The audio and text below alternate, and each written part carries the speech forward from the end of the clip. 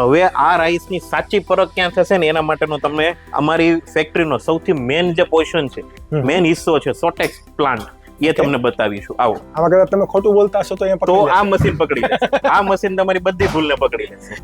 એના colour wise સોટેક્સ કરીને તમને એક શુદ્ધ વસ્તુ આપે છે. ઓકે, ખાલી ચોખાની, ચોખા સિવાય ચોખા સિવાયની કોઈ પણ millets 78, હા, જે દાણા સ્વરૂપમાં જે તમે આપણી ખાવાની વાનગીઓ છે એ દાણા સ્વરૂપને હરેકને એ કરી આપશે. ઓકે, બસ તમારે માત્ર એના પેરામીટર સેટ કરવાના છે, બાકી તમારું કામ સોટેક્સ મશીન કરે છે. આ અંદર છે એ 4 કેમેરા આ 4 એના કેમેરા છે. આ ફ્રન્ટ કેમેરા છે.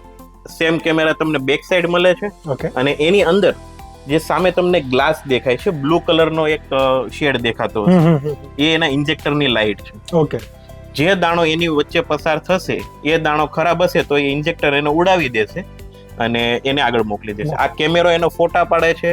ફોટા પાડીને એમને આપણે તમે પેરામીટર સેટ કર્યા છે કે આ કાળો દાણો છે, આ મારે નથી જોતો, તો એ ઇન્જેક્ટરને કમાન્ડ આપે છે કે આ દાણાને ફેંકી દો. હવાનું પ્રેશરથી ફેંકવામાં આવે છે. આ એની ટેકનોલોજી છે. આ સોટેક્સ મશીનનું કામ છે.